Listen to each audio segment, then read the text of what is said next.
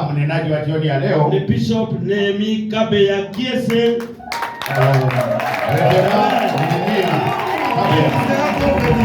Tena utabarikiwa leo.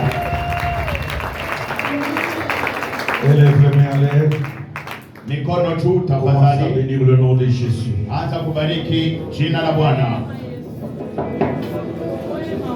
Uzima nina moyo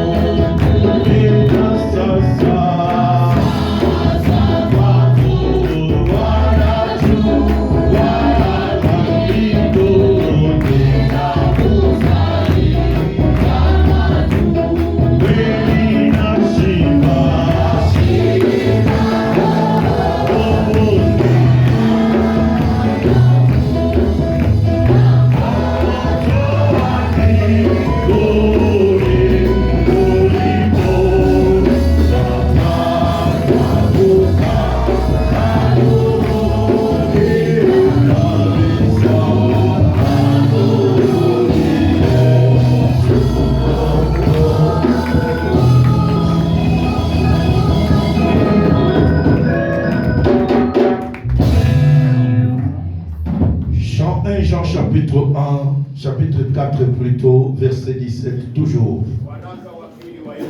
1 Jean. Waraka wa kwanza wa Yohane 4:17. Katika hii pendo limekamilishwa kwenu, ili tuwe na ujasiri katika siku ya hukumu, kwa kuwa kama yeye alivyo ndivyo tulivyo na sisi ulimwengu na kati ya ulimwengu huu. Amina. Amen. Tel qu'il est, tel nous sommes. Vile iko, vile tulivyo. Aussi dans ce monde. Et c'est là que l'amour est parfait en nous. pendo inakamilishwa ndani mwetu, afin que nous ayons l'assurance au jour du jugement. Parole du sote Seigneur. tuna uhakika siku ya Et hukumu. acclamer le Seigneur et vous Mshangilie asseoir Bwana là où na vous êtes. uketi. Nous rendons gloire au Seigneur Tunarudishia Mungu utukufu qui a permis que nous puissions être là depuis le premier jour. ambaye alikubali tukue hapa tangu siku ya kwanza, L'objectif de notre enseignement que nous sommes en train de partager na lengo ya hii mada est que tu puisses ressembler à Jésus-Christ umfanane Yesu Kristo et que nous puissions ressembler à notre Maître. na tufanane mwalimu Comme la wetu. Bible dit, comme il est, comme nous devons Biblia être. inasema kama vile iko La na Bible vile dit, tel il est, tuwe. tel nous devons être, nous ses disciples. Kama vile yuko lazima na Et sisi c'est la tuwe. raison pour laquelle, bien-aimés dans le Seigneur, Na ndio maana mpendwa, les utaona, disciples de Jésus à Antioche, wafuasi wa Yesu kwa Antiokia on les a appelés chrétiens. waliwaita wa Kristo. C'est de là que vient le mot chrétien. Ni huko kulitokea jina Ce wa qui veut Kristo. dire Ni kusema qu'il ressemble à Christ. alifanana Kristo. On ne doit pas t'appeler chrétien pour le plaisir de t'appeler chrétien. Wasikuite Mkristo vya kukurukia On tu, doit t'appeler chrétien wakuite Mkristo parce que tu ressembles à qui? maana unafanana nani? À Jésus. Kristo. Alléluia. Amina. Et c'est très, très, très important. Ni ya muhimu sana sana sana. Nous avons commencé à parler sur 12 pas Tulianza zungumzia hatua 12 qui doivent nous permettre, bien aimés dans le Seigneur, ambao zitaturuhusu kupenda à ressembler à Christ. tumfanane Kristo. Le premier pas, c'est la parole de Dieu. Na hatua ya kwanza ni neno la Mungu. Deuxième pas, c'est la prière. Ya pili ni maombi. Troisième pas, c'est le Saint-Esprit. Ya tatu ni Roho Mtakatifu. Quatrième pas, c'est la Ya sanctification. nne ni utakaso. Cinquième, c'est la consécration. Ya tano ni kujitolea kwa Mungu. Sixième, c'est l'amour. Ya sita ni upendo. Septième, c'est l'obéissance. Ya saba ni utiifu. Huitième, c'est la foi. Nane ni imani. Et neuvième, c'est le sacrifice. Ya tisa ni kutoa dhabihu. Et aujourd'hui, nous voulons ajouter 3 autres pour en faire 12. Na leo tutaongeza hatua tatu zikuwe sasa 12. Cela doit nous permettre, bien aimés, à savoir comment marcher avec le Seigneur. Na ile itaturuhusu tujue namna Et toutes ces kujielekeza pas kwa que nous Bwana. sommes en train de vous donner, Na hiyo mambo yote si vous tunaomba. regardez la vie de Jésus, Ukiangalia maisha ya vous Yesu, allez lire la vie de Jésus à travers ces 12 pas. tunaweza kusoma maisha ya Yesu kupitia hatua hizi 12. Jésus aimait la parole Yesu alipenda neno parce qu'il était lui-même la parole. maana yeye binafsi ni neno. Alléluia. Amina. Il aimait la prière Alipenda parce maombi que c'est le moyen qu'il nous a appris de communier avec notre Dieu. maana ndio mbinu ametuonesha ya Dieu kumwona nous Baba. parle à travers sa parole. Anazungumza kupitia neno. Dieu nous parle à travers sa Mungu parole. anatuzungumzia kupitia Mais neno. nous parlons avec Dieu à travers la prière. Lakini sisi tunazungumza na Mungu kupitia Tu veux maombi. parler à Dieu, Unaweza zungumza na tu dois Mungu t'exercer à aimer la prière. ujikaze kupenda maombi. Parce que c'est l'unique occasion par laquelle tu dois parler avec Dieu. Ni hiyo mbinu moja itakuruhusu kuzungumza na Mungu. Amen. Amina. Mais cet après-midi, nous voulons ajouter 3 choses encore. Na jioni ya leo tutaongeza hatua Comme je l'ai tatu. dit hier, Kama vile nilisema nous jana, ferons beaucoup de prières ce soir. na tutakuwa na maombi mingi jioni ya Parce que leo. je suis venu pour impacter la vie de quelqu'un. Maana nimekuja kwa kubadilisha maisha ya Je mtu me dis, mmoja. je suis venu avec une mission d'impacter la vie de quelqu'un. Kuja na lengo ya kubadilisha maisha ya Je mtu suis venu mmoja. cet après-midi d'impacter la vie de quelqu'un. Nimekuja jioni ya leo kubadilisha Parce que maisha la ya mtu volonté de mmoja. Dieu est que ta vie soit renouvelée. Maana mapenzi ya Mungu Et maisha que ta yako vie upya. soit véritablement renouvelée. Na maisha yako iwekwe upya waziwazi. Le premier point que nous allons parler ce soir, Jambo la kwanza utazungumzia c'est le pardon. ni msamaha. Pour ressembler à Jésus, Kwa kumfanana Yesu, il faut avoir un cœur de pardon. lazima uwe na moyo wa huruma. Jésus avait un cœur de pardon. Yesu alikuwa na moyo wa kurumia. Un véritable chrétien, Mkristo wa kweli c'est quelqu'un qui sait marcher dans le pardon. ni yule anajua kutembea ndani ya msamaha, C'est quelqu'un qui sait pardonner, anajua kusamehe, qui sait accepter le pardon des autres, anajua kukubali, qui sait aussi demander pardon. anajua pia kuomba En msamaha. d'autres termes, hein, Ni kusema qui sait s'humilier, anajua kujishusha, reconnaître ses erreurs ajue makosa yake et demander aussi quoi? na Pardon. kuomba msamaha. Bien-aimé, Mpendwa, il y a des choses qui changeront dans ta vie. kuna vitu vitabadilika ndani ya Le maisha jour où yako tu apprendras l'humilité. wakati utajifunza Un kujishusha. homme humble Mtu wa Ou kujishusha, une femme humble, mke wa kujishusha c'est celui qui sait s'humilier, ni yule anajua qui kujishusha, sait demander pardon, anajua kuomba qui msamaha, sait s'humilier, anajua qui kujishusha, sait reconnaître ses erreurs, anajua kutambua qui kosa sait lake, s'humilier, anajua kujishusha, quel que soit le mal qu'on lui a fait, ingawaje makosa il sait amefanya, pardonner. anajua Quand kusamehe. tu pardonnes, Wakati cela unasamehe veut dire ni kusema tu exiges Dieu unashurutisha Mungu d'entrer dans ton combat aingie ndani ya et d'être de ton côté. na yeye akuwe Mais upande. quand tu refuses de pardonner, Lakini ukikatala kusamehe, Dieu te laisse. Mungu anakuacha, Il veut que toi-même tu combats. anakuacha Mais wewe. or, quand tu pardonnes, Lakini tu unaposamehe, demandes pardon, unaomba msamaha, tu pardonnes, unasamehe, tu exiges Dieu unamshurutisha d'entrer dans ton combat aingie ndani ya mapigano yako pour qu'il puisse combattre pour toi. kusudi Mungu akupigania wewe. Dieu ne combattra jamais pour toi Mungu hatakupigania si toi tu ne sais pas pardonner. kama haujui kusamehe. Dites Amen. Amina. Si tu ne sais pas quoi. Kama haujui usamehe. Un, si tu ne sais pas pardonner. Ya kwanza kama haujui samehe. Deux, si tu ne sais pas aussi demander Ya pardon. pili kama haujui kuomba msamaha. Dieu ne pourra jamais Mungu hatafanya combattre pour toi. hata kupigania hata Il ne siku pourra moja. jamais Hata kupigania te défendre. kukupigania. Nous prenons Matthieu chapitre 6, Mathayo 6, verset 12, Mathayo 6:12 virgule verset 14 à 15. na 14 hadi 15. Verset 12, Mathayo 6:12. nous sautons, nous lisons le verset 14 à 15. Pardonnez-nous nos offenses, comme nous pardonnons aussi à ceux qui nous ont offensés. 14.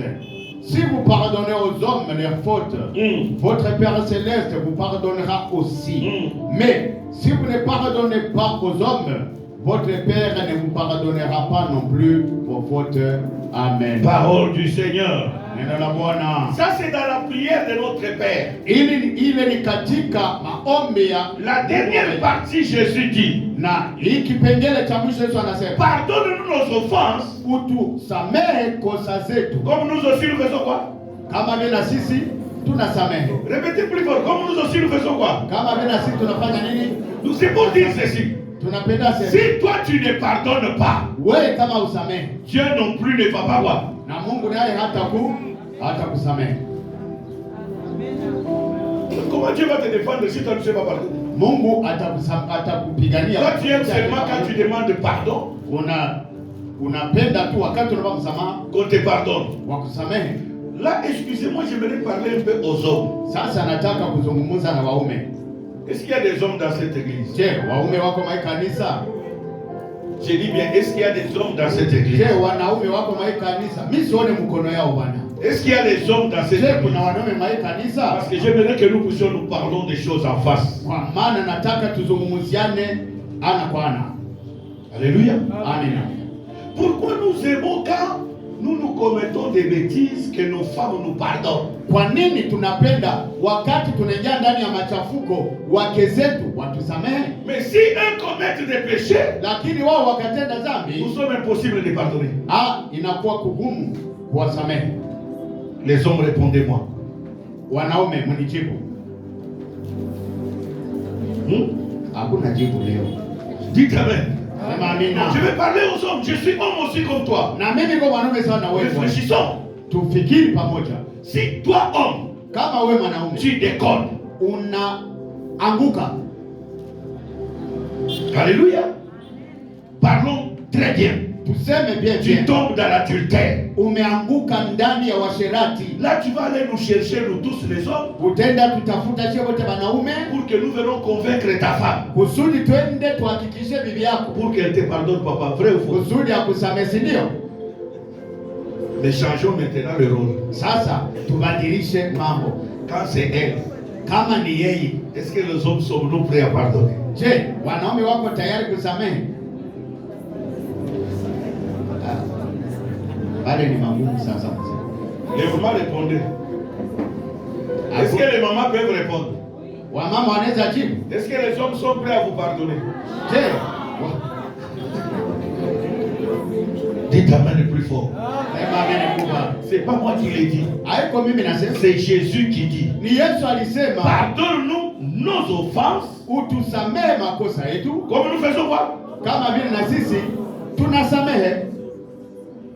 Donc quand tu refuses de pardonner, ukikataa kusamehe, mets-toi en tête que Dieu non plus ne va pas voir. na wewe weke kwa kichwa kama Mungu hata En kusamehe. d'autres termes, qui a fermé ta porte du ciel? Ni kusema ni nani alifunga mlango wako wa mbingu? Est-ce qu'on peut acclamer le Seigneur pendant que l'homme de Dieu entre? Shangilia Bwana wa Mungu sasa anafanya hivi. Shangilia Bwana. Shangilia Bwana. On salue la présence du Père de la maison. Alléluia. Amen. Amen. Continuons notre enseignement. Tuendelee mafundisho. C'est très profond.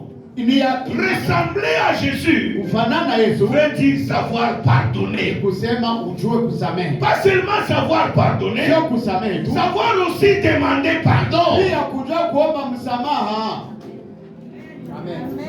C'est pour cela qu'il a dit, Ndio maana alisema si vous pardonnez aux hommes leurs offenses, mukisamehe watu makosa yao, Dieu aussi va quoi? Mungu naye atawasamehe. Si vous ne pardonnez pas, Kama msamehe, je suis en train d'attirer l'attention de quelqu'un ce soir. niko nachemsha akili ya mtu mmoja. Voici pourquoi tes prières ne sont pas exaucées. Angalia kwa nini maombi yako On peut imefungwa. t'imposer même les pieds. Wanaweza kuwekea hata mguu. Comme tu ne pardonnes pas, Hivi hausamehe, il n'y en a rien. hakuna kitu kitabadilika. Parce que Dieu, c'est le pardon. Kwa sababu Mungu ni msamaha. Et à la croix, dans Na kwa msamaha, kwa la Bible msamaha, déclare, Biblia inasema, Christ a dit, hein, Yesu alisema, pardonne-leur, wasamehe car maana ils ne savent pas ce hawajui qu'ils font. walilotenda. Il pardonnait qui? Alisamehe nani? Ceux qui le tuaient. Wale ambao En walimuua. commençant par Judas qui l'a sacrifié. Kuanzia Yuda mwenye alimushisha. Dites amen le plus fort. Amina. En commençant par qui? Par Judas, Yuda qui l'avait pendu. ambaye Jésus a commencé par le pardonner. Yesu alianza msamehe. Dans cette prière à la croix, quand il a dit pardonne-leur, car ils ne savent pas. Maana wajue lile walilotenda. Genèse chapitre 50, Mwanzo 15, verset 15 à 17. 15 hadi 17.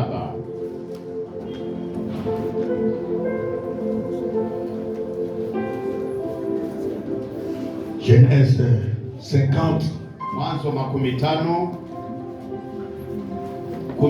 17. bien-aimé, le pardon est une porte du miracle. Ni mlango wa muujiza. C'est la porte qui appelle le miracle. Ni mlango inayo, C'est la porte qui appelle la délivrance. inaalika ufungulivu. Si tu veux que le miracle entre dans ta vie Ukitaka muujiza et que la délivrance entre dans ta maison, ufungulivu ingie ndani ya nyumba. aie un cœur qui pardonne Kuwa na moyo wa et kusamehe un cœur qui demande pardon. na moyo ambao unaomba msamaha. Papa, lis-moi ça. Akaona mahali paraha kuwa pema na nchi ya kuwa ni nzuri, akainama bega lake lichukue mzigo, akawa mtumishi kwa kazi ngumu. Tani atahukumu watu wake kama mmoja ya mahakimu. Non. Genèse 50, verset 15. Quand les frères de Joseph virent que leur père était mort, Wakati wana wa Yusufu waliona baba yao wamefariki, ils dirent, si Joseph nous prenait en haine wakasema Yusufu angelituchukia, et nous rendait tout le mal que nous l'avons fait. angeturudishia mabaya yote tulimtendea. Et ils firent dire à Joseph, Na wakatuma wamwambie Yusufu, ton père a donné cet ordre avant de mourir.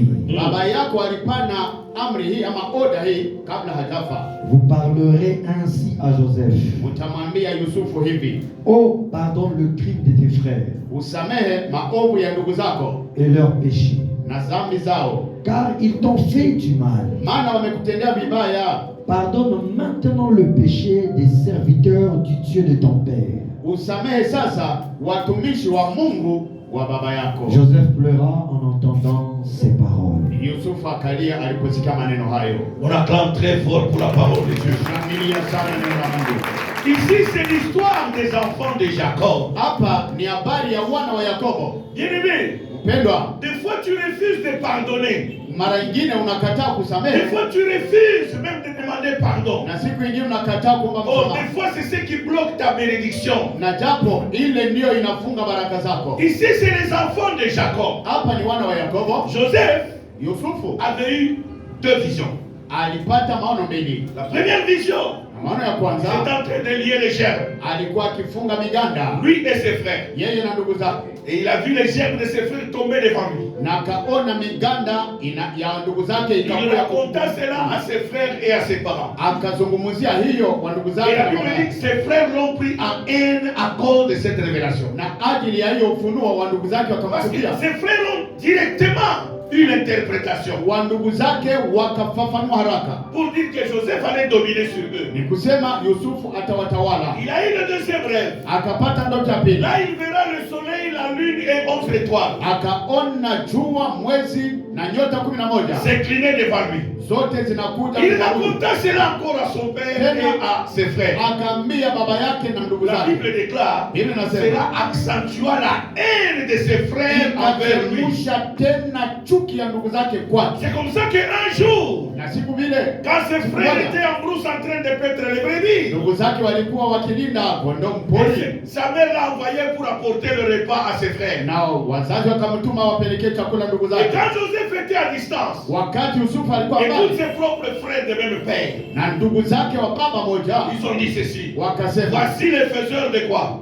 Des songes. wana ndoto yeule, Jetons-le dans la citerne, tumtupe katika ou shimo, tuons-le, tumuue et nous verrons ce que deviendra quoi? na tuone sasa Ses rêves. ile ndoto zake za Écoutez-moi, kuwa. bien-aimés dans le Seigneur. Unisikilize mpendwa Des fois, katika nous avons le malheur mara mingi de tunapata combattre ole les personnes que Dieu a destinées à nous bénir demain. ya kupiganisha watu ambao Mungu aliweka watubariki Tu es kesho. en train de combattre quelqu'un Uko napiganisha mtu que tu ne sais pas que demain, na haujue kwamba c'est kesho lui le chemin de ton salut. ni yeye ndiyo njia ya C'est lui qui wokovu. va te sauver de la mort. Ni yeye C'est lui atakuokoa. qui va te sauver des problèmes. Ni yeye Tu es en train de atakuokoa. le haïr sans raison. Unamchukia bila sababu. Ses propres frères Ndugu zake ont kabisa comploté contre lui. wakamundia Donc, njama. pendant que lui venait, Wakati alikuja avec le repas pour les donner, analeta chakula kuwapelekea, eux complétaient contre lui. wao wakamundia njama, Ils l'ont jeté dans le citerne. wakamtupa ndani ya shimo. Quelques jours après, les marchands passaient. Na siku chache baadaye waturudi Ils l'ont vendu. wakamuhusisha. Pour eux, c'était pour arrêter son rêve.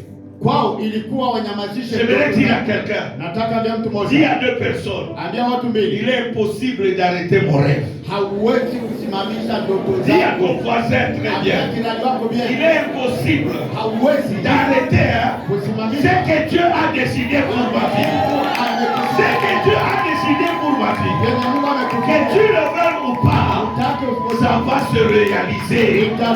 Ça va s'accomplir. itatimilika. Et ils croyaient qu'en vendant Joseph, Hao walifikiri kwamba wakimujisha ils vont Yusufu arrêter quoi? na vinaisha.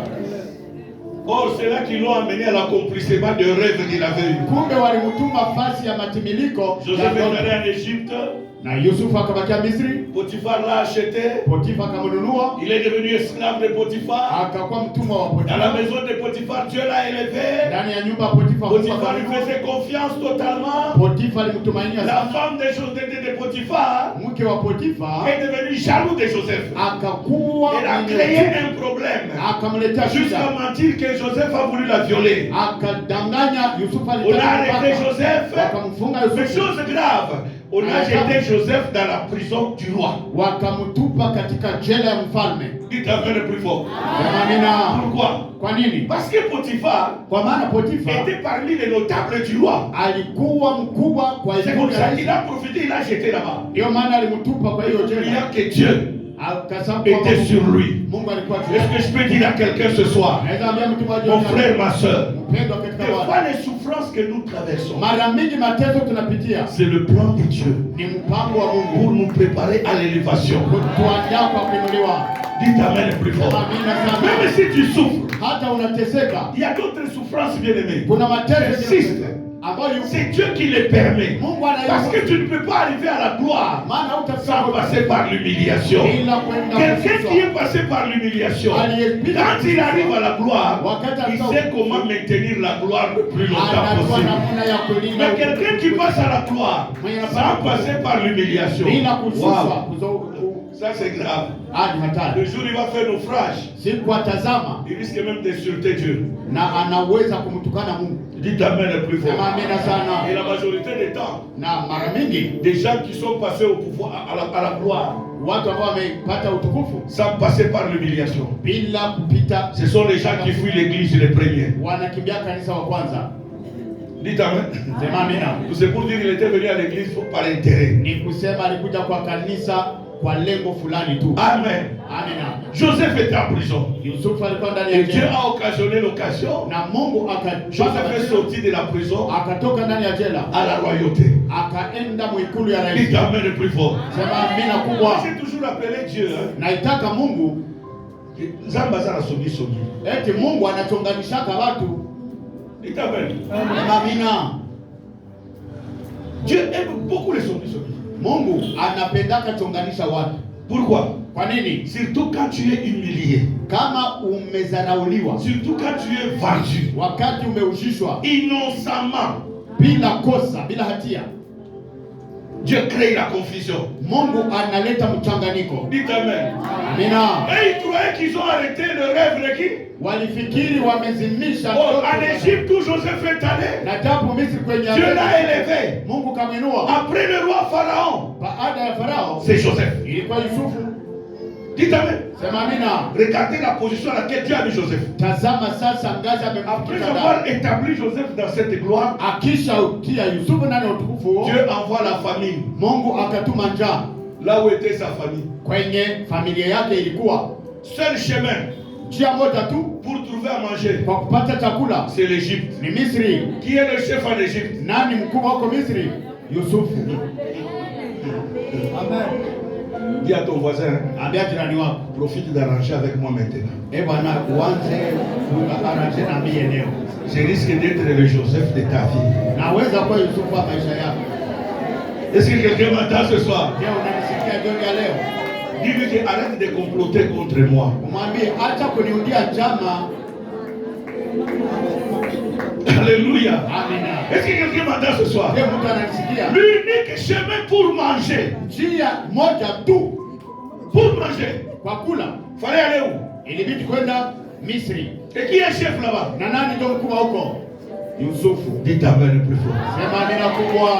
Ils arrivent en Égypte. Walifika Misri. Ils ne savaient pas que Joseph était là. Hawakujua kwamba Bien Yusufu aimé, alikuwa. quand vous lisez à partir du chapitre 40, Ukisoma ushairi wake wa 14 non, ça va vous énerver. itabu 41, 42, 43, 44 de Genèse jusqu'à 45.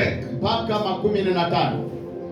Joseph les a vus, Yusufu aliwaona il les a reconnus. na akawatambua. Ça, c'est ma famille.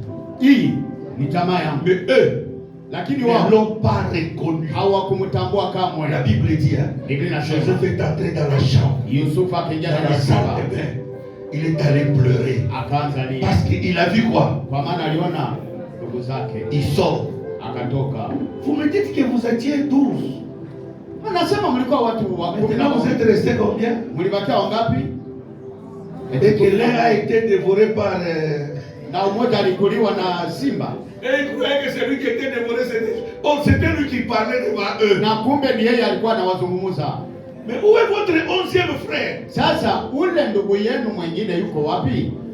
Si je ne le vois pas, Kama simuoni, je ne vous pardonnerai pas. Vous êtes des voleurs. sitawasamehe. Muko Vous êtes des wezi, espions. Vous êtes venus m'espionner ici. muko wajasusi, tutawafunga kamba Il leo. sort, il va dans la chambre. Akarudia tena Il mchumba, va pleurer. akalia. Parce qu'il a le cœur. Dites amen le plus fort. Amina.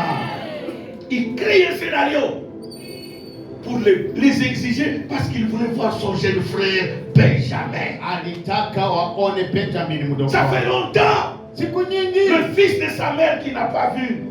Mtoto wa mama yake hakumwona. Dites amen le plus fort. Amina.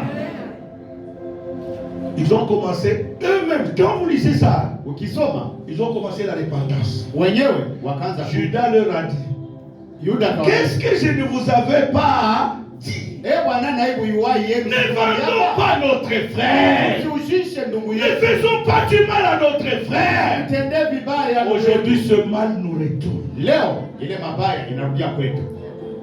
Jésus dit, Yesu anasema, pardonne-nous nos offenses, tusamehe dhambi zetu Comme nous aussi nous faisons quoi? kama vile na sisi. Ici au verset 50, au verset 15, Hapa kumstari wa la 15 Bible dit ceci. Biblia inasema Quand les frères de Joseph wakati ndugu zake na Yusufu virent que leur père était mort, waliona kwamba baba yao alikufa, ils dirent, wakasema si Joseph nous prenait en haine, Yusufu angetuchukia. bakanisi mabe basala Joseph, Ils se sont rappelés du mal qu'ils ont fait à Joseph. bakomikolela. Bakaanza lia. Soki ndeko na biso akanisi mabe oyo tosala ye, Si notre frère se rappelle du mal qu'ils ont fait, tokosuka. nous arriverons où nous serons qui. C'est pour cela que ce n'est pas bon kosala mutu mabe pamba. Ndio maana usifanye mtu mubaya C'est pour ule. cela que la Bible nous demande de nous pardonner. Biblia inatuambia tusamehe. C'est pour cela que Jésus dit à la croix, Ndio pardonne-leur. maana Yesu anasema wasamehe. Ressembler à Jésus Kufanana veut Yesu dire savoir pardonner. kusema ujue kusamehe. Si tu ne pardonnes pas, Kama hausamehe, tu ne ressembleras jamais à Jésus. hakuna siku utafanana Yesu. Et ils ont continué en disant, Na wakaendelea wakisema, ils firent dire à Joseph, wakamtuma écoute le mensonge, wakatuma ujumbe kwa Yusufu. Sikia uongo. ils montent un mensonge. Ils Wakaunda ont le uongo. message au ton père. Hein? Oh, Écoute ce que ton père a dit. eti babako alisema. Oh, ton père a donné cet ordre avant de mourir. Mbele babako akufi Vous alisema. parlerez ainsi à Joseph. Mtamwambia Yusufu, Oh, pardonne le crime de tes frères et leurs péchés. usamehe maovu na dhambi za ndugu zako. Dites Amen. Sema amina. Au lieu d'être ça même reconnaissant, dit que non, non, mon frère. Nous demandons seulement quoi? Kulikoni wamwambie Nous t'avons vendu. Tulimkujisha Mais j'insiste sur ça. na kazi ya pale. Nous avons l'habitude Tunakuwa na desturi de maltraiter les gens, ya kutesa watu, mais oubliant demain.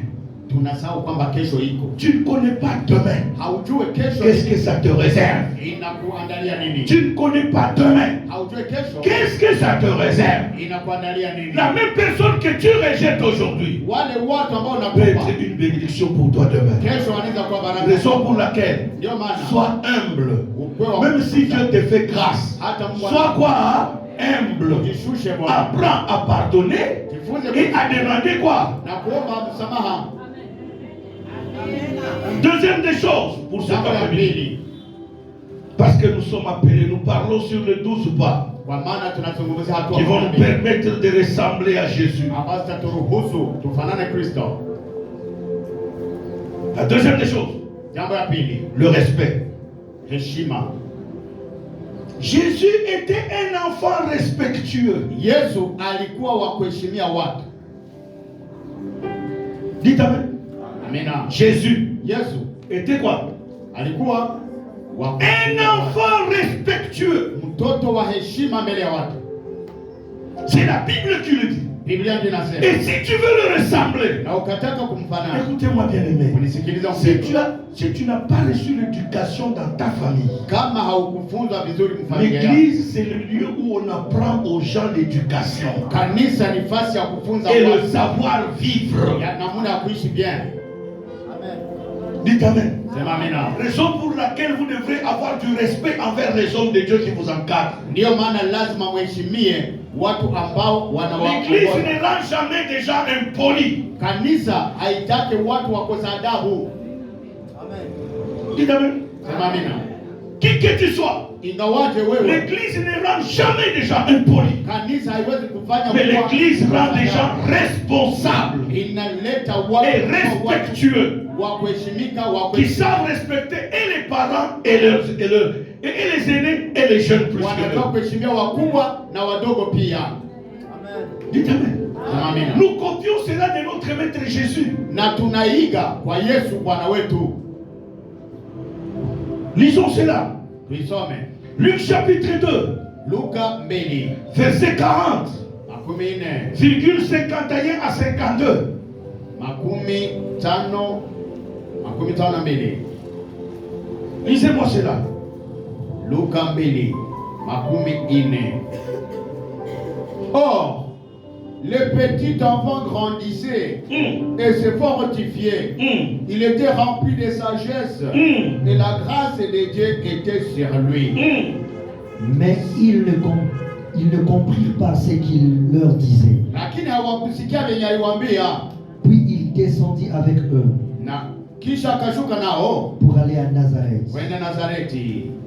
Et il leur était soumis. Alikuwa akiwatii, Sa mère gardait toutes ces choses dans son cœur. na mamaye alilinda hivyo vitu ndani ya moyo wake.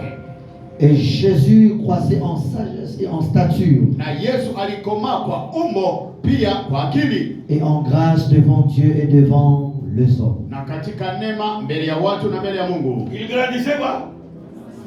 En grâce, en stature, en sagesse. Il t'amène plus fort. Sema amina kubwa. Le respect. Heshima. Si tu n'as pas reçu l'éducation de tes parents biologiques, Kama haukufunzwa na baba yako na mama le yako, seul lieu où on peut te récupérer, fasi moja tu anaweza c'est à kusaidia. l'église. Bwana ni kanisa. Il t'amène plus fort. Sema amina kubwa. C'est où? Ni wapi? Ni kanisa. Si l'église te rate, Kama kanisa inashindwa kukukosoa, c'est fini pour toi. basi vyako vinaisha. Il t'amène. Amina. Nous copions cela de notre maître. Tunaiga. La Bible dit ceci. J'ai noté quelque chose au verset 51. Makumi tano na Il dit, moja. sa mère, nous, avant cela, il dit, il leur était soumis. Alikuwa akiwatii. Il était soumis à qui? Alitiwa nani? Wazazi wake. Maintenant, quand tu es poli devant tes propres parents, Sasa kama wewe ni mkosa adabu mbele ya wazazi wako, or la Bible dit, endapo Biblia inasema honore ton père et ta mère. heshimu baba yako na mama yako, C'est le premier commandement avec quoi? ndiyo amri ya kwanza inayoambatana Afin que tu vives heureux. kusudi uishi na heri. Dites amen. Sema amina. Non, bien aimé, si tu es mal élevé, excusez-moi le terme, tu dois chercher Dieu qui puisse te sauver. Kama uko mkosa adabu, utafute. Ce n'est pas parce que tu parles en langue, Haiko tu kwa vas sababu être unasema poli kwa devant les gens. lugha, ndio utakuwa mkosa adabu mbele ya watu. Non, Hapana. non, Hapana. pasteur, Mchungaji, j'ai fait des études sur les serviteurs de la Bible. nilijifunza zidi ya watumishi ndani ya Biblia. Sur 10, Juu ya 10, 8 8 étaient jeunes, walikuwa vijana, moins de 20 ans. walikuwa chini ya umri wa miaka 20. Je me pose la question. Lakini najiswali Comment sana, Dieu les choisissait? Mungu Il y aliwachaguaje? avait des vieux. Na japo kulikuwa wazee. David était avec quel âge quand Dieu l'a appelé? Daudi alikuwa na miaka ngapi wakati aliitwa? Timothée, Tite, avec quel âge quand Paul les a responsabilisés à Éphèse? Timotheo na Tito walikuwa na umri gani? Dans 1 Timothée chapitre 4 verset 11, Paul dit à Timothée Paulo anamwambia Timotheo, que personne ne méprise ta jeunesse. mtu mmoja asizarau Timothée ujana n'avait pas wako. 20 ans. Timotheo hakuwa na miaka Quand makumi Paul mbili. l'a laissé Wakati Paulo diriger l'église, kuongoza kanisa, Tite, quand Paul le laisse diriger l'église, il n'avait pas 20 ans. wakati Tito C'était des jeunes. alikuwa kijana, Et il leur dit na akawaambia que personne ne fait quoi? mtu mmoja Ne asizarau méprise ta jeunesse. asizarau Mais ujana sois wako. plutôt un modèle. Lakini wewe ukwe kielelezo. Voilà ce qui fait que même ta famille a difficile de se convertir. Haiwezi okoka. Voilà ce qui fait que tu as même honte d'annoncer à ta famille qu'à notre église, hein, nous avons un séminaire. Ndio maana unashindwa na kusema mfamilia Parce que tu es impoli chez toi. kwa sababu uko mkosa adabu. Dites-moi amen très bien. Sema amina bien. Là, tu ne me dis pas amen. Hein. Pale leo haulizambia amen. Dites amen. Jésus notre modèle. Yesu kielelezo yetu. Un Jean dit, tel qu'il est, tel nous devons être, tel nous sommes aussi. C'est lui notre modèle. Yeye ndiye Il kielelezo. pouvait se soumettre à ses parents Kama biologiques, alitii wazazi wake humainement parlant. katika À hali ya combien plus forte raison, toi et moi? na watu kama wewe na mimi. Apprenons le respect. Tujifunze kuheshimia watu. Dites amen. Amen. Bien-aimé, Mpendwa, l'orgueil amène la malédiction. kiburi inaleta laana, Surtout dans nos milieux congolais. zaidi ndani ya maskani yetu wa Kongomani. On n'a pas du respect avec le sacerdoce. hatuheshimie ukohani,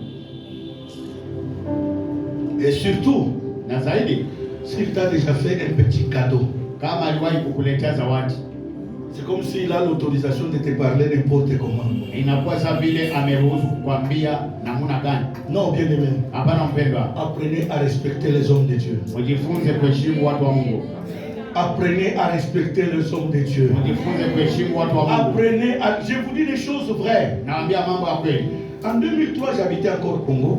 Na 2000 mwaka 3 nilikuwa Mkongo, J'habitais Kinshasa. nilikuwa Kinshasa, Je suis allé aux États-Unis. nikaenda Amerika Un couple est venu me voir. na njozi moja ikakuja kuniona. Oh, homme de Dieu, Kwa mtu wa Mungu, nous avons des problèmes. tuna matatizo, Est-ce que tu peux prier pour nous? unaweza tuombea? Le gouvernement nous doit plus de 200 et quelques mille dollars. Eti government inatu iko na pesa Le zetu gouvernement congolais avait loué nos avions, na walikamataka ndege zetu, mais ils ne nous ont pas payé jusqu'aujourd'hui. lakini hawakutulipa. Ça crée des problèmes maintenant. Imetuleta matatizo. Ils sont venus me voir. Kakuja Je nione, les ai mis en prière. nikamwambia Je parle du respect. niko nazungumzia Dis à ton voisin, c'est toi qu'on parle. ambia mwenzako, wewe ndio mko wanasema hapa, sio mie. Wewe Dites Amen. Est-ce que quelqu'un peut faire comme ça? je mtu anaweza fanya hivi? Hein? Fais comme ça. Fanya hivi. Vous savez ce que ça veut dire? Najua ni kusema nini? Hein?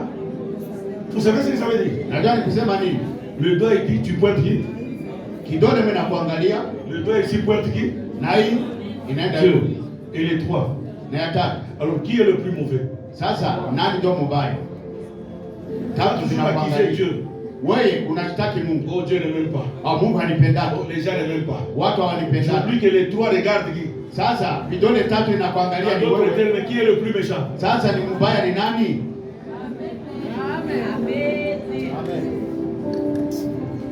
J'ai prié pour ce couple. Nikaombea hiyo njozi. Et sur place, je leur ai dit. Na hapo hapo 3 jours après, quand ils sont venus, j'ai prié pour eux. siku tatu baada ya kuombea, Ils ne pouvaient pas jeûner parce que le monsieur ne pouvait pas jeûner parce qu'il était diabétique.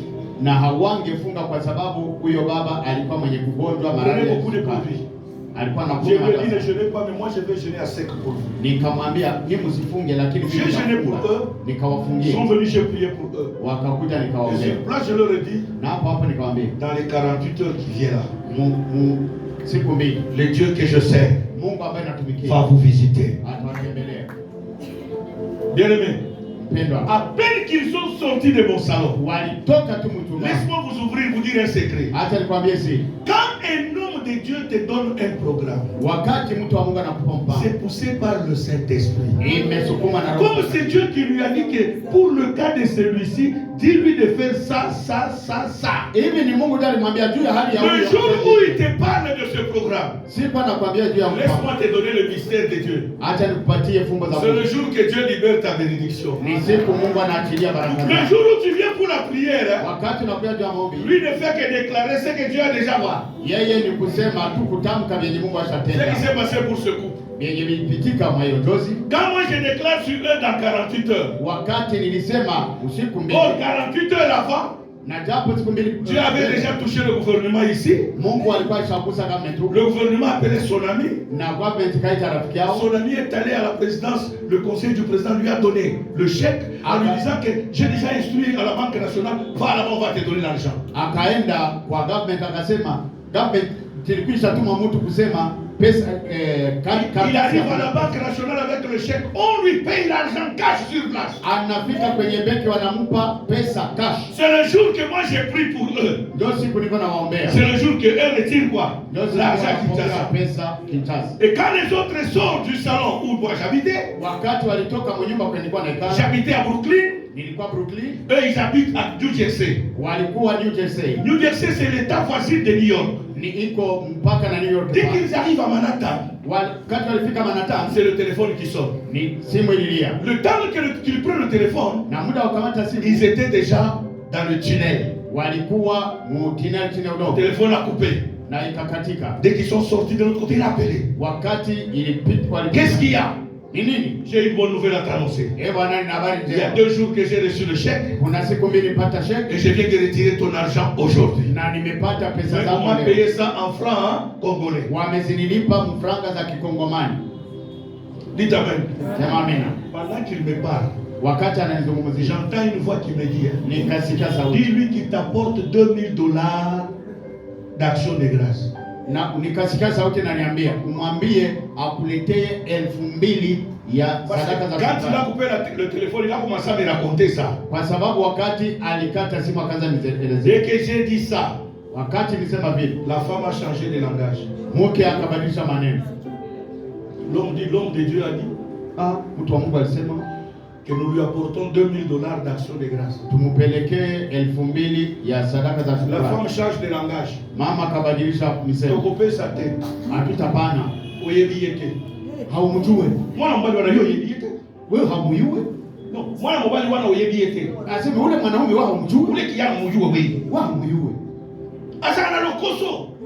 Ule ni ni wa roho sana mpesa. Ce que je vous raconte, Yenye niko naambia, c'est l'homme qui me raconte en présence de qui? De sa femme. yeye ndo ananiambia kwenye mke wake hivi. C'est comme ça que vous nous traitez. Vile ndio mnatufanyaka.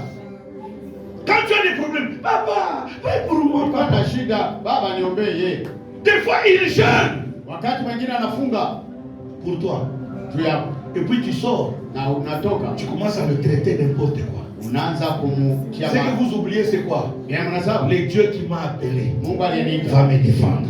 atanitetea. Vous savez comment Dieu m'a défendu? Unajua namna Mungu La femme m'a alitetea. traité du n'importe quoi. Huyo mama L'homme dira à sa femme, Bwana akamwambia maman, mama, il n'a pas demandé la dîme.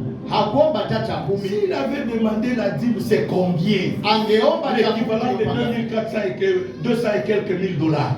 hiyo maelfu. Mais il a demandé 2000. Anaomba tu 2,000. À la maison, j'ai 600. Kunyumba nina 600. Passons à notre hôtel. Twende kwa hoteli. Voyons la recette du jour. Tukamate. Si ce n'est pas suffisant, Kama on haikutoshi, verra demain. Il a dit dans 2 jours. tutaangalia. La femme dit, Ogopé sa tête. Akamwambia zile hazitatoka mara. Nani mère na yo spirituel. Mtu ayabisa yo Yesu na. Kwanza mimi ndo nikupokeza kwetu, mimi ndo mama baba wa kiroho. Bible le bifo to tanga. Biblia inasema Nani na ngisa yo nzambe. mimi ndo nikupokeza kwa Yesu. Dites amen plus fort. Amen. Moi ça boy. Mke akakatala. Vous connaissez les conséquences? Unajua matukio? Même moi je ne savais pas, pasteur, Na mimi sikujua que mchungaji les 2000 que Dieu demandait là, kwamba hiyo 2,000 Mungu c'était aliomba pour protéger les 250 000 dollars. ilikuwa ya kulinda hiyo 250,000. Comme elle n'a pas donné Hivi hakupana 48 heures et qui siku 2 napita, Moutou apesaka bango marché wana. mwenye alipapatiaka ile kopi C'était ministre de justice. alikuwa waziri wa mambo ya C'est lui qui leur avait donné ce marché. ule alipapatiaka ile board. Pendant ce temps, Ile siku le ministre continuait à déranger à la présidence. yeye anaenda ku Parce qu'il president, savait qu'il avait droit de 20% dans ce dossier. alijua kwamba iko na Il asili. attaque le conseiller financier du chef de l'État. Anamwambia Mais Mungu, comment mon dossier tout ça là? bwana, ile dossier yangu namna gani? Quel dossier? Sasa dossier gani? Mais le dossier de l'avion, Unasahau? nous avons déjà payé. Unasahau? Asa J'ai le rapport ici, ça fait 48 heures, le monsieur a déjà touché l'argent dans la banque. tulipaka zamani ashabeba lare yake. Il descend, il va voir le monsieur. Anaenda muone. Bino bazaïba mozala nini? Mwe bazairiwa ba zamani muko je? Nani napesa bino marché oyo? Mimi ndio nipapatia. Toyokanaki bokopia na 20%. Tulisikilizanaka Wapi mbona nanga? sasa Oh, furaha. excellence. Oh, naona. C'est vrai, bafuti ngai. Hiyo walinipa. Mon ami m'a demandé de changer l'argent. Nimwambia Bongo abadilishe. yango wana babwa tozomona wana eza franc congolais. Ile ni mafranga makongomani tu. Ministre asali loboko kaboye. Alisema hivi. Atomboli loboko. Afanya Garde corps na ba chauffeur bazalaki libanda basali. bagade niko na chauffeur bakaku. Bozwela nga bakarton oyo nyonso. Nimukamate makarto yote. Botya na kofi. Mucha mkofu. Nakia kochange bona bino ha. Mimi naenda Na kubashanja. koyela bino 80%. Ndabaletea zenu. Un ministre congolais. Waziri wa nchi. Wewe peke mnabayua. Alléluia. Depuis ministre akendaka. Tangu waziri aliendaka. Tina lelo. Kwa hili mwanafunzi kwa C'est hili l'histoire mwalimu. de 2003. Ni habari ya Nana 2003 si ko changer nini? Mais ce qui est grave, na ya ajabu, une année plus tard bakundaki ministre. mwaka mmoja baadaye ministri akakufa lwake na lari Soye haiya. msanga bolanda nani nyongo wana. Sasa wewe utenda sidai Ye na bonde ministre ya justice yeye ndio mwenye na Congo. maiti. Oko porter plainte wapi? Sasa utenda mshtaki wapi? Tango mwana mwasi mama wana yuki qui savent que ministre Raboto Lini, Siku alisikia kama pesa zilienda, afongoli garde-robe na azaki na mbongo, amimisi $2,000. akafungula garde-robe Aisi mbali token. akatoa. Mbali azuia ye 2,000. Bana Bana mwasipe azuia nini? Bibi naka wewe Wana na zongi na komi musali na nzambe. pale, mimi narudia na kuwa mtumishi wa Mungu sasa. Est-ce que je parle à quelqu'un? Je nazungumzia mtu. Yebisa kwa zena yao bazolo bila biso. Ambia jirani wako wewe unatuambia Bien-aimé, mpendwa, vous qui avez l'habitude de parler mal contre vos pasteurs, yambe mnakuwa na desturi ya kusema vibaya vous wachungaji vous wenu. attirez la malédiction sans le savoir. Mnajiletea laana bila kujua. Ils ont perdu cet argent jusqu'au jour où je vous parle. Walipoteza hizo hela hadi leo, Or, cet argent devait leur permettre de terminer la dette de la maison qu'ils avaient achetée. na japo hiyo pesa ingewaruhusu walipe deni ya nyumba walipe. La banque les a arraché la maison. Banki iliwanyang'anya nyumba, Il les a arraché même l'hôtel. waliwanyang'anya hata Eux qui hoteli. vivaient dans une grande maison Waliishi mnyumba kubwa, sont allés vivre dans les appartements de leurs enfants. wanaanza kuishi mtumanyumba tudogo tudogo. Jusqu'aujourd'hui, l'homme vit encore. Mpaka leo huyo mume, Mais je me suis interdit de l'appeler au téléphone. nikajizuiza kumwita kwa simu. Pourquoi? Kwa nini? Parce que chaque fois quand je l'appelle, Kwa sababu kila wakati voici le langage du monsieur. sikia ameanza Papa Kabeya, baba kabea. moi je aux ambapesanga ndendo kiazokoma. Oh, huyu mwanamke Mungu alipatia njoo mulozi wa kunizika Lelo huyu. nakomi kolala na bapartement. Leo mimi nakuwa mkula nyumba na Nazangi ndako likolo mwasi. mimi nakosa nyumba ndio alivi. Ce que je vous raconte, hein, c'est l'homme qui m'a raconté. Bwana ndio alisema. Bayelinga 4,000. Bakaniletea 4,000. 2,000 bozangi kobeza bwana 4,000 mpona sala nango. Sasa mlikatalia yake 1,000. C'est le jour que moi aussi j'ai appris que 2,000 wana nzamba zalaki koseka. C'était pour la kusali. Njoo pale nilijua kwamba 2,000 Moi j'ai toujours dit aux gens, si tu ne veux pas donner, ferme quoi? naambiaka watu kama hutaki kutoa funga kinywa. Ne murmure pas. Amen. Ne murmure pas. Usinungulike. Parce que tu vas t'attirer quoi? Utajiletea. Ayez du respect envers les hommes de Dieu. Mheshimie watu wa Mungu. Ayez du respect. Mkuwe na heshima. Ayez du respect. Mkuwe na heshima. Beaucoup de gens sont passés à côté de leur bénédiction. Watu wengi wamepita pembeni ya baraka. Par manque de quoi? Kwa kukosa nini? En 95, Makumi kenda na ce tano. témoignage m'a toujours fait rire. Na hii maushuhuda inatokesha. Je signe le papier pour 5 jeunes. Nikaandikia vijana moja karatasi, walikuwa watano. Nous les envoyons à l'école biblique avec une cité au Nigeria chez Benson Idaosa. Tukawatuma kwa shule ya Biblia kwa L'année prochaine, Idahosa. je viens au Nigeria. Mwaka baadaye nikaenda Nigeria. L'un de ces 5 me voit. Umoja miongoni mwao akaniona. Il me salue, bonjour cher collègue. Sasa jambo mwenzangu wa kazi. Bien il me dit, quoi? Nikamwambia nini? Une année ya pamba usali na école biblique. Mwaka moja tu najifunza Biblia. Na komi collègue. Mimi nakuwa sasa mwenzako. Alors tango kusilisi. Sikutamaliza sasa Itakuwa vitakuwa. père spirituel na nga. Alafu utakuwa babangu wa kiroho. Maman Jeanne, tu es marié, non? Parce que tu es marié, Ndio na mume. ukobenga mama na yo cher collègue. Utaita mama yako aseme huko mwenzangu. Tulishaolewa. Elle est aussi mariée comme toi, non? Sina ameolewa sana Elle a wewe. des enfants comme toi, non? Si ana watoto sana wewe. Elle a des petits enfants, même toi aussi des petits enfants, non? Na wajukuu na wajukuu. Eti mnakuwa sawa sawa. Non, Bongo yako. bien aimé. Mpendwa. Même si ta maman n'a pas étudié, Hata mamako elle hakusoma. reste qui? Anabakia mama. Même si ton père n'a pas été sur le banc de quoi? Hata babako hakukanyaga. Il reste quoi? Anabakia. Tu lui dois quoi? Wewe. De la même façon que tu dois du respect à ton père et à ta mère biologique, tu Vile dois vile aussi du vile. respect Baba avec na ton mama. pasteur Wewe et sa femme. mchungaji wako na mke wake. Tu leur dois du respect. Waheshimu. Voici ce qui nous tue aujourd'hui, c'est les Congolais. Ile ndio inatuua sisi wa Kongomani. Nous aimons beaucoup parler mal des serviteurs de Dieu. Tunapenda kusema vibaya. Et nous oublions que c'est eux qui combattent pour nous chaque nuit. Na tunasahau kwamba wanatupigania kila usiku. Dites Amen plus fort. Amina. Troisième des choses, Ya tatu, pour ressembler à Christ, kwa kumfanana Kristo. le témoignage. Ushuhuda. La vie de Jésus Maisha ya Yesu était caractérisée par le témoignage. ilikuwa maisha ya ushuhuda.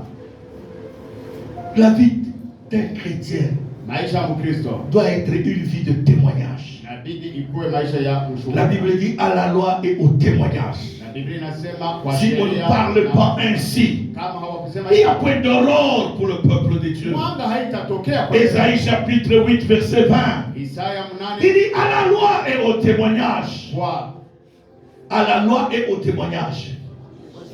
sheria na ushuhuda. Si on ne parle pas ainsi, Kama hawakusema hivyo, il n'y a point d'aurore. hakuna mwanga. Bien-aimé, Mpendwa, ta vie doit être caractérisée par des témoignages. maisha yako ikuwe ya ushuhuda, Parce que la vie de notre Seigneur, maana maisha ya Bwana wetu c'était la vie du témoignage. ilikuwa maisha ya ushuhuda. Sa naissance, Kuzaliwa kwake, sa conception d'abord était un témoignage. hata anayekuingia mtumbu ilikuwa ushuhuda. Sa naissance était un témoignage. Kuzaliwa kwake ushuhuda, Sa croissance était un nyuma témoignage. yake ushuhuda, Son ministère était un nyuma témoignage. yake ilikuwa ushuhuda. Sa vie sur terre était un Maisha témoignage. yake hapa chini ya jua, Même sa mort à la croix, hata kifo chake, même ceux-là qui le tuaient à la croix, hata wale walimuua n'avaient jamais vu ça. walikuwa bado Après hawajaona. avoir percé les côtes, hein, Kisha ils étaient les premiers à crier. Donc véritablement, cet homme que nous crucifions huyu mtu tumemtundika est le Fils de Dieu vivant. ni mwana wa Mungu aliye hai. Dites Amen. Sema amina. Même sa mort Hata kifo était chake un témoignage. kwa ushuhuda. Sa résurrection aussi Kufuka kwake était quoi?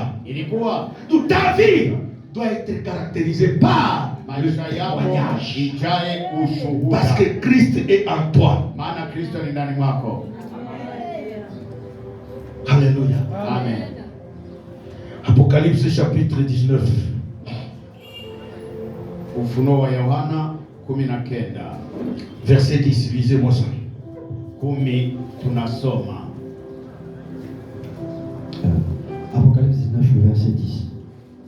Et je tombais à ses pieds pour l'adorer. Na nikaaguka kwa miguu yake kwa kumwabudu, Mais il me dit, lakini akaniambia, garde-toi de le faire. la, usifanye hivyo. Je suis ton compagnon de service Mimi ni mwenzako wa kazi et celui de tes frères qui ont le témoignage de Jésus. na wa ndugu zako ambao wana ushuhuda wa Yesu. Adore Dieu. Abudu Mungu, Car le témoignage de Jésus maana ushuhuda wa Yesu est l'esprit de la prophétie. ni roho ya unabii. Amina. Reprends-moi ce verset, s'il vous plaît, prophète.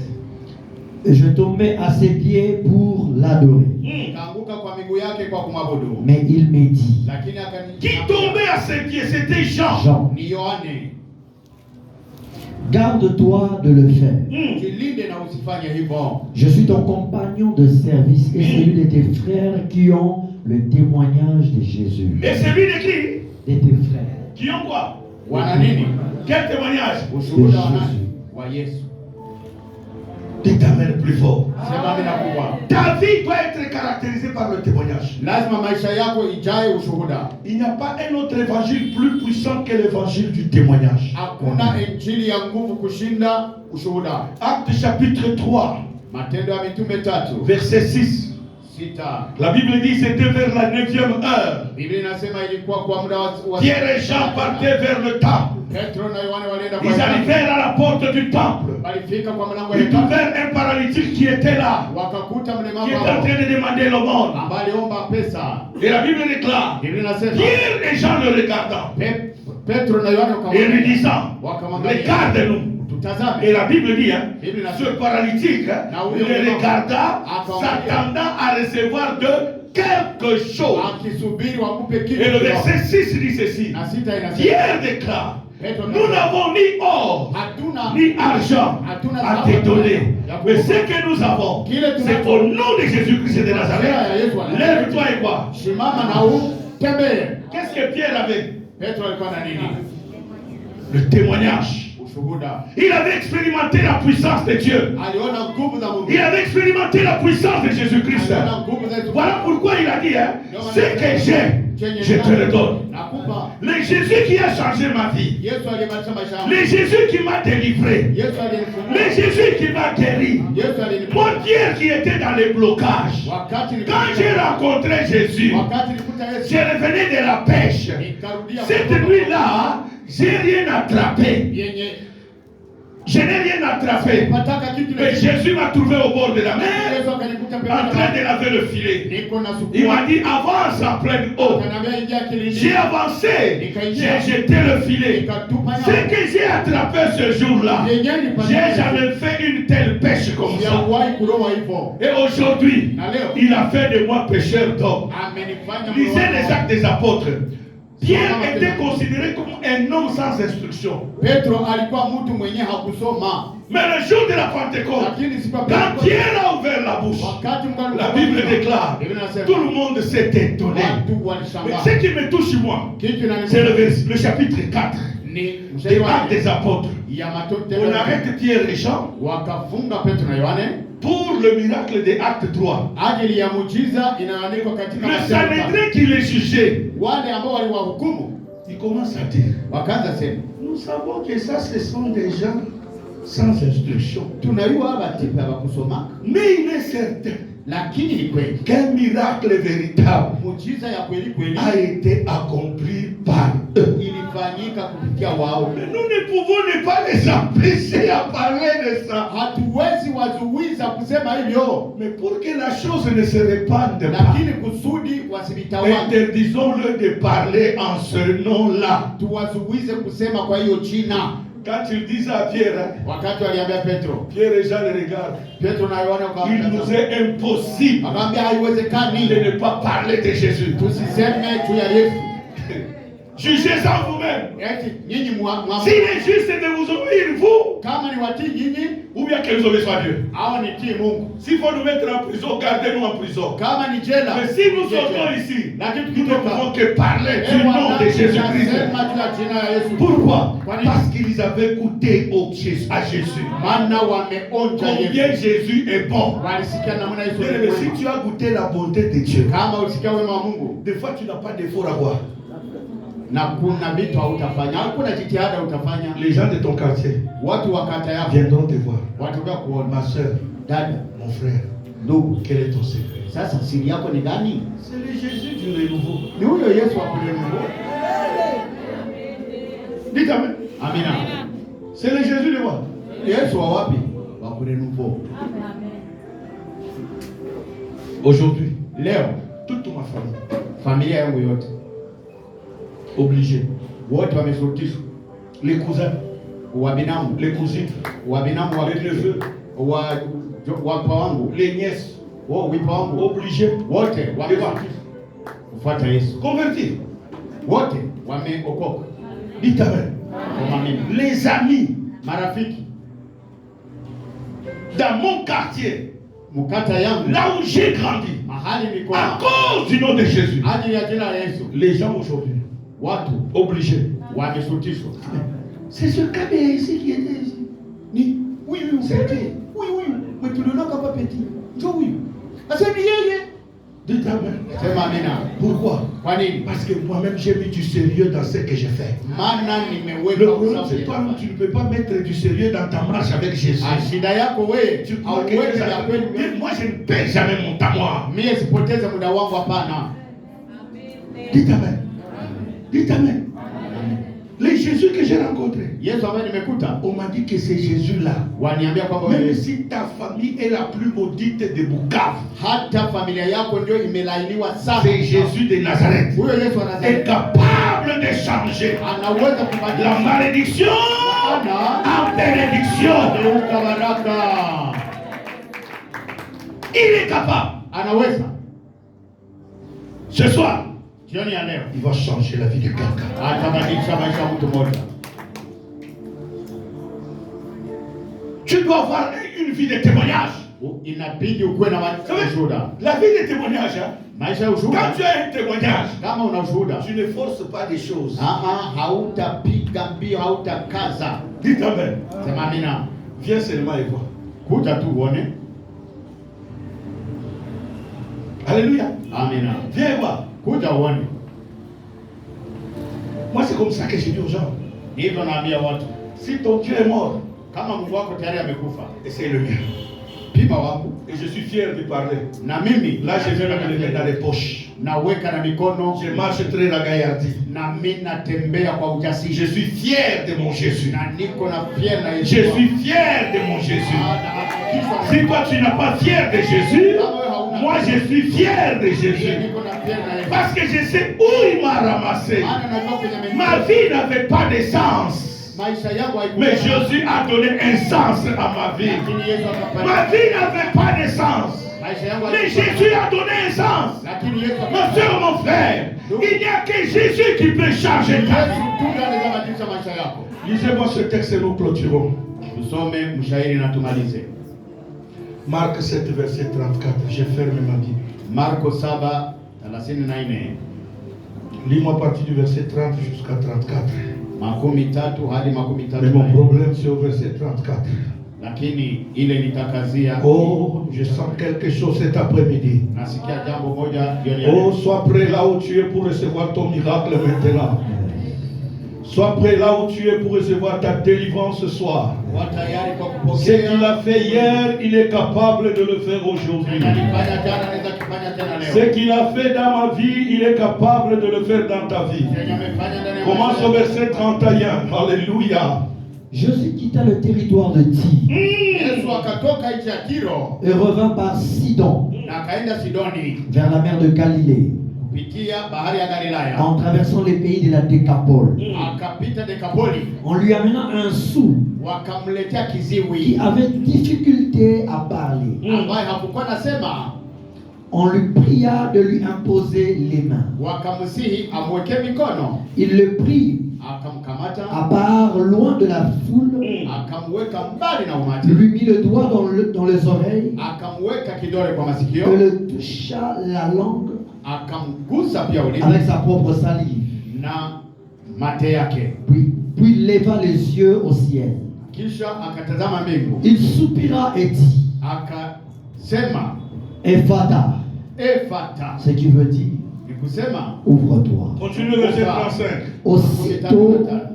Aussitôt les oreilles s'ouvrirent hapo hapo masikio ikafunguka et sa langue se délia. na 36. ulimi ikajifunga, Et il parla très bien. 36. akasema vizuri. Jésus leur recommanda de n'en parler à personne. Yesu akawaambia msiambie mtu, Mais plus il leur recommanda, plus ils en lakini publiaient. zaidi aliwakataza zaidi walienda sema. Ils étaient dans le plus grand étonnement Watu walishangaa sana et disaient, na wakasema, il fait tout à merveille. Alléluia. anafanya kila kitu ya muujiza, Même il fait entendre le sourd et parler le muet. hata anatuma viziwi wanasikia. Parole du Seigneur. Amen. Plus il les interdisait, Zaidi aliwakataza, plus il publiait. zaidi walienda wakitangaza Même le haki. sourd-muet a témoigné. Na huyu kiuziwi, Mais ce que j'aime, c'est quoi? chenye napenda, Quand Jésus a rencontré le sourd-muet, wakati Yesu alikuta huyu il l'a amené hors akamubeba de nje la foule. ya umati wa watu. Réfléchissons un peu 2 minutes. Sasa tufikie, Jésus était Dieu, Yesu alikuwa Mungu, il était le Fils de Dieu. alikuwa mwana wa Mungu, Rien ne lui empêchait hakuna kitu à kizuri opérer le miracle. kwa kufanya Mais muujiza. pourquoi il devrait amener cet enfant hors de la foule? Kwa nini ilibidi abebe mtoto huyu mbali ya umati wa watu? Il ne fait rien au hasard. Afanye kitu kwa bahati Tout ce nasibu. qu'il fait, c'est avec un but. Kila kitu anafanya ina lengo. Si nous pouvons réfléchir ensemble, Kama tunafikiri c'est pamoja, pour dire que ni kusema le malheur de ce monsieur ole ya huyu bwana venait d'où? De la ilitoka foule. familia yake. Alléluia. Amen. Le malheur de ce monsieur Ole ya huyu mtu venait où? itoka wapi? Est-ce que quelque chose pouvait empêcher Jésus, même si c'était là, de le guérir, de le délivrer? Je, kuna kitu kingezuiza Yesu kwa Mais sauf que kuponya? c'est une leçon qu'il voulait nous donner aussi. Wenda alitaka tupe Mais somo. arrêtons-nous sur le verset 34. Sasa turudie kwa La Bible dit, mstari wa makumi Jésus a déclaré, Yesu akasema, Ephata, fungulika. ce qui veut dire, Ni kusema ouvre-toi. ujifungue. Alors réfléchissons aussi là-bas. Sasa tufikiri hapo. Jésus dit quoi? Yesu anasema nini? Ephata. Ça veut dire quoi? D'où je regarde Pasteur Andy, Naangalia mchungaji Andi, j'ai dit Pasteur Andy, naambia mchungaji Andi, Ephata, c'est en hébreu. ujifungue ni Kiebrania. En français, ça veut dire, Kifaransa en d'autres termes, ni kusema Ça veut dire, mambo ya ngiri c'est pasteur Andy qui s'est lié lui-même. ni yeye mwenyewe amejifunga. Et on lui a dit, fais quoi? Anaambia ujifungue bwana. Est-ce que je parle à quelqu'un? Azungumza na Ce mtu. soir, Ale. Dieu m'a envoyé pour te dire, Mungu amenia. ouvre-toi. Ouvre-toi. Libère-toi de la prison où tu t'es enfermé toi-même. Tu crois qu'il y a des sorciers. Non, le sorcier de ta vie, c'est toi-même. Parce que tu ne crois pas. Parce que tu ne crois pas. Mais ce soir, Dieu te dit, hein, ouvre-toi.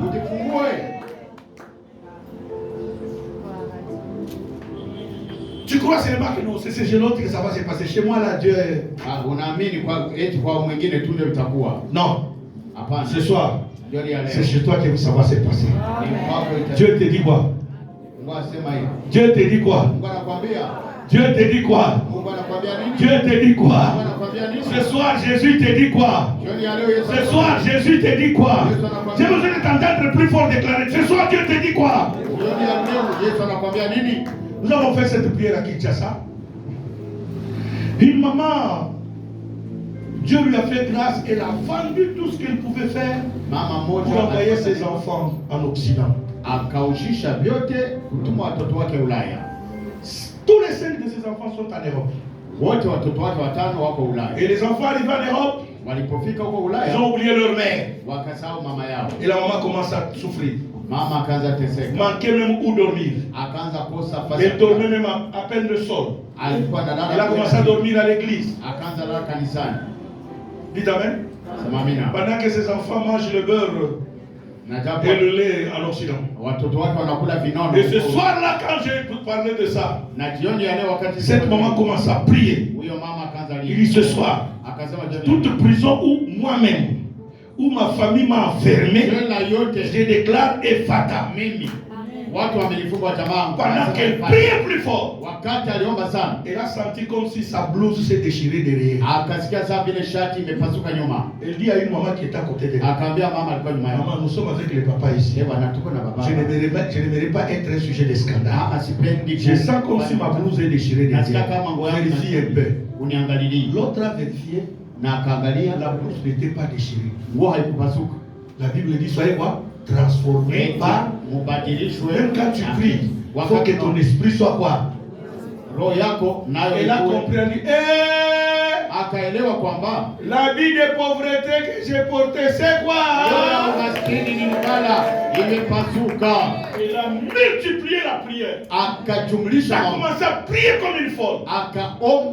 23h du matin, parce qu'on priait de minuit à 3h, on a arrêté la prière. Comme j'ai l'habitude de le dire, j'ai dit, maman, mon frère, toi qui as prié ce matin, attends au miracle le matin. Tu ne pries pas pour prier. Notre Dieu est celui qui exauce toujours nos prières. Il a dit, tout ce que vous aurez demandé en priant, croyez que vous l'avez reçu et vous le verrez quoi? Si tu crois, ce matin Dieu va faire un miracle. Elle a quitté le lieu de là où nous étions en prière vers 5h du matin. Elle est allée là où elle habitait chez une maman de l'église qu'il avait hébergée chez elle. Et elle dormait sous la paillote dehors. Dites amen. Or, entre 5h et entre 3h que nous avons commencé la prière, que nous avons arrêté la prière, et 5h du matin, Dieu a frappé ses enfants en Europe. Tous les 5 enfants ont rêvé le même rêve.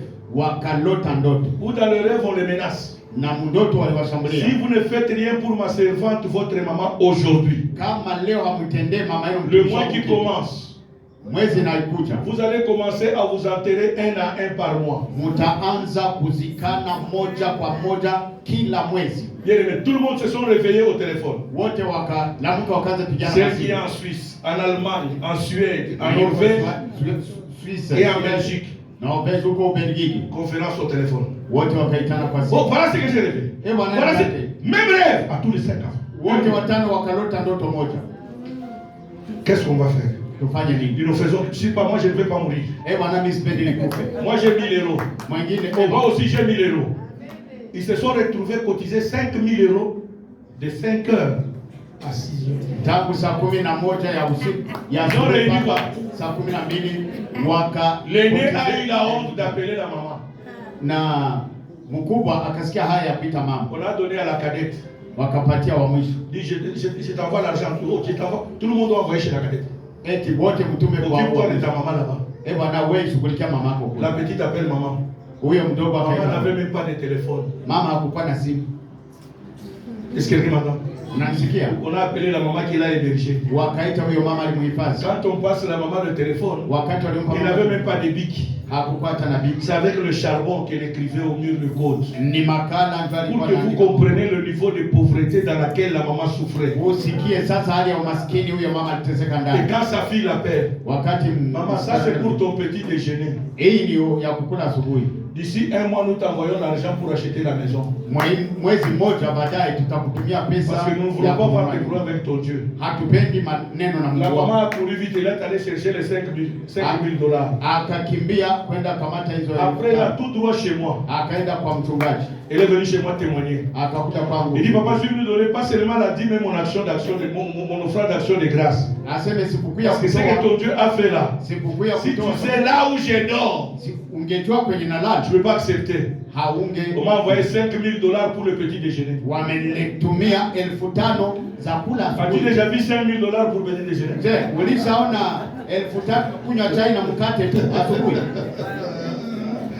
Est-ce que quelqu'un veut avoir ça? Si tu veux avoir ça, ce soir déclare seulement Ephata. Ce soir déclare seulement quoi? Ephata. Prison nyonso bakanga kiyo. Lelo il ça la nini? Mets-toi debout là où tu es. Le 1 mois quand c'est arrivé. Le 1 mois quand c'est arrivé, on lui a acheté la maison. Il est devenu propriétaire. Elle qui dormait dehors. Mais le Dieu de la Bible a changé sa vie. A changé sa vie. Est-ce que ce soir tu veux que le Dieu de la Bible change ta vie? Mets-toi debout là où tu es.